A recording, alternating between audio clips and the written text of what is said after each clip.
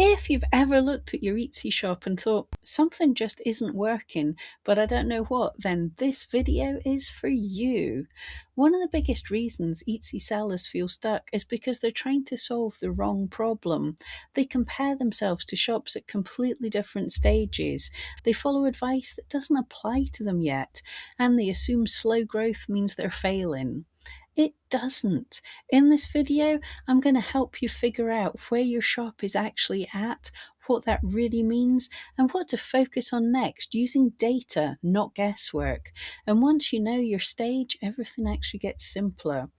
Stage 1, the invisible shop. I've listed things, but nothing is happening. If you've listed your products on Etsy and it feels like absolutely nothing is happening, this is the first thing I want you to hear. This stage is incredibly common. Most shops go through it, they just don't talk about it once they're successful. At this stage, what you usually see is very little activity, few or no views, hardly any traffic, no favourite, and sales that are so rare they're really completely non existent. But that doesn't mean your product's bad. What it usually means is that Etsy doesn't understand your shop yet. Etsy doesn't know who your products are for, what searches they belong in, or when to show them to buyers. So your listings aren't being surfaced in search in any meaningful way yet. This is a visibility problem, not a product problem. And this is where a lot of sellers make things harder for themselves. The most common mistake at this stage is changing everything all at once. New photos, new products, new niche, new prices, all at the same time. Another common mistake is assuming the product itself must be the issue, or giving up before Etsy has even had a chance to learn what your shop's all about. So instead of doing more, this stage is about doing less, but doing it clearer. Here's what I want you to focus on next. First, clarity. Make sure you have a clear niche, a clear product, and a clear buyer in mind. Pick one listing to work on, not your whole shop. Open eRank and go to the keyword tool and start with a very simple phrase that a buyer would usually type. Not a creative or clever name, just the obvious description of what your product is.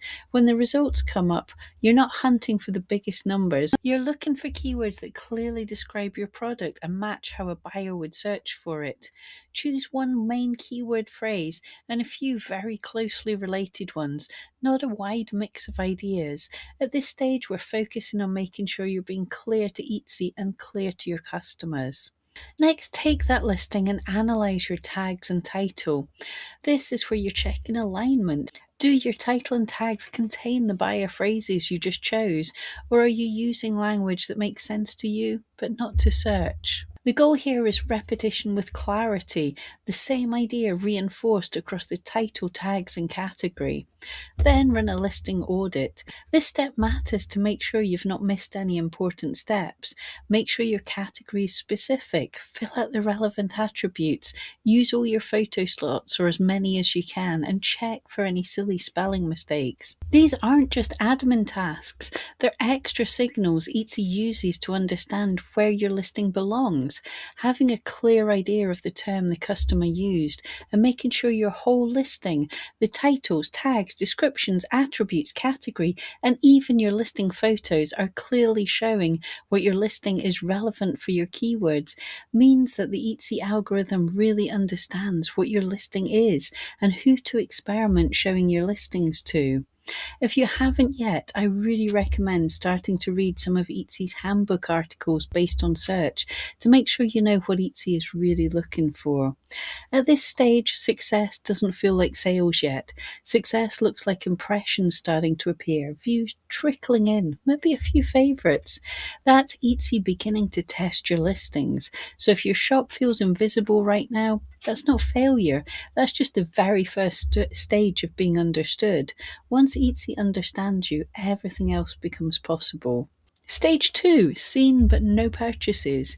People are visiting, they're just not buying. If people are visiting your shop but not buying, this stage can feel discouraging, but it's a sign you're making progress. At this stage, what you usually see is steady or growing views, maybe a few favorites, but very few sales. People are clicking, looking, then leaving.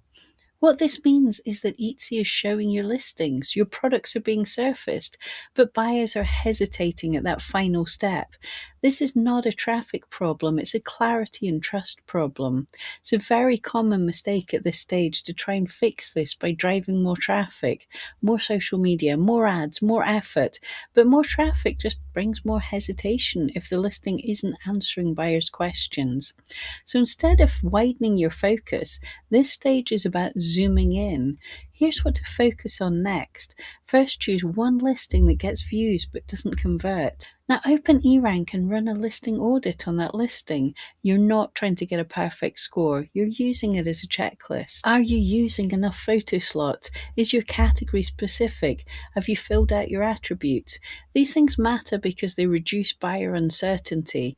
Now, look at the keywords your listings are being found for. Ask yourself a very practical question.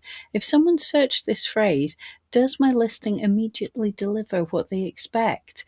If the keyword suggests a material, does your first photo and description confirm that? If the keyword suggests a style or a vibe, does your listing clearly match that? If there's a mismatch, buyers hesitate, even if they like the product. Now focus on your first photo and the first few lines of your description. This is where confidence is won or lost. How well do your photos showcase your item?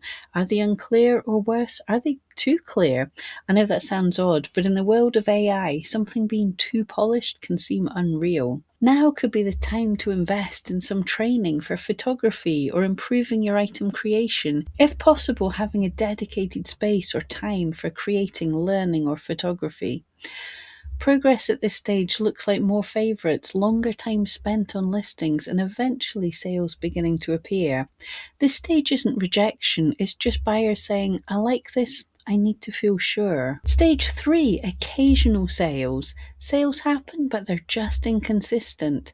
If your shop gets sales, but they come in waves, a good week followed by nothing, this stage is all about focus.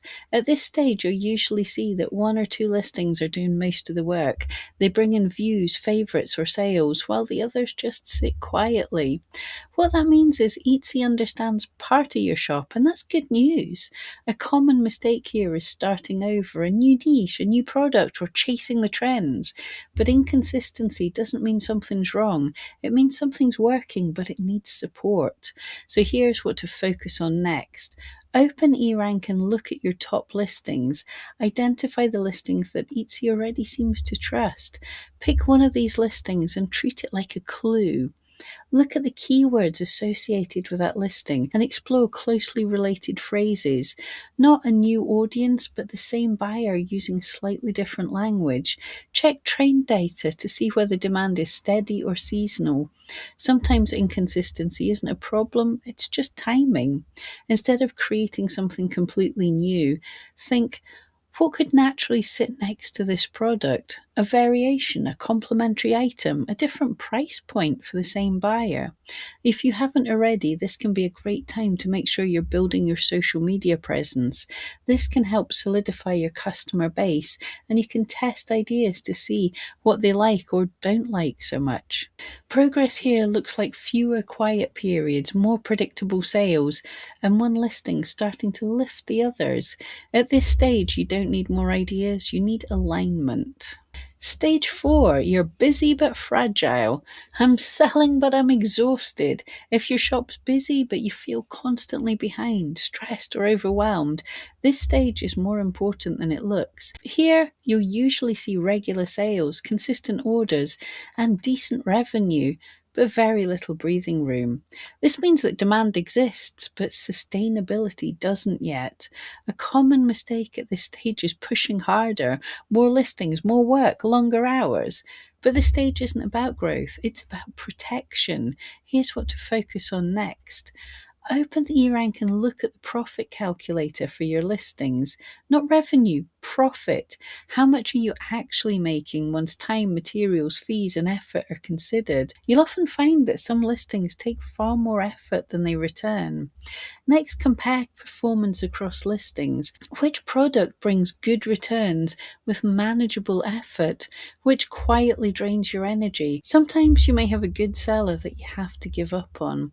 A question to ask yourself is, if I suddenly had a rush of as many of these as I could make in a week, how would I feel? Would I be making enough profit to make it worth all that time? Would I be excited to create the items or dread each new order? Now refine your keyword focus towards higher value buyers, people willing to pay for quality, not bargain hunters. You can also look at your quality of materials. Often higher quality materials can command a much higher margin just for the same work. Progress here might look like fewer orders, but just better ones, less stress and more control. With greater quality, now is the time to consider updating your packaging to showcase your new luxury branding. The unboxing experience is very important to bring return customers and even help you on social media. Being busy here isn't the goal, being sustainable is. Stage 5, stable but flat. Things are working, but growth has slowed. Your shops feel stable, predictable sales, consistent income, but growth has stalled. This stage is very common. And it's not a bad place to be. What it usually means is that your foundations are solid. Etsy understands your shop, buyers trust you, but you've reached a comfort ceiling. The mistake here is to panic, random expansion, changing too much at once. Here's what to focus on next. Open eRank and look at the Keyword Explorer for closely related opportunities, products your existing buyers would naturally be interested in. Then look at the seasonal trends. Growth at this stage often comes from timing, not reinvention. Before adding new products, check the monthly trends to make sure demand exists, not just excitement, not just one-off spikes. And look at the other marketplaces for your type of product, starting to expand into other marketplaces that your items may also be a good fit for can future-proof your income. Progress here looks controlled and intentional, small experiments, measured growth. This stage isn't stuck, it's the pause between the next level. Stage 6, scaling shop. Growth is happening and decisions feel heavier. If your shop is growing quickly and decisions suddenly feel more serious, you've entered a new phase. At this stage, you'll often see increasing order volume, more visibility, and more pressure. Small changes have big consequences now. A common mistake here is chasing speed, more output, more listings, more everything. But this stage is about stability. Open eRank and look at your traffic stats, not what spiked last week, what's been steady over time, bringing in customers for the past 15 months. This helps you avoid reacting to short-term noise. Use competitor data selectively, not to copy, but to sanity check your direction. Do slightly bigger shops than yours have seasons where they're busy and quiet? Progress looks quieter than people expect, but fewer emergencies, fewer surprises, growth that feels intentional.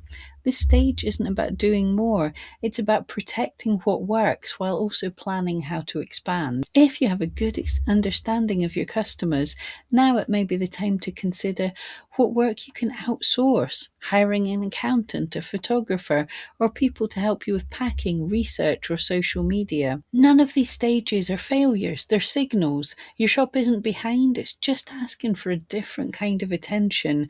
And once you know which stage you're in, everything becomes easier to plan. So if there's one thing I want you to take away from this, it's this. Your Etsy shop isn't failing, it's communicating with you.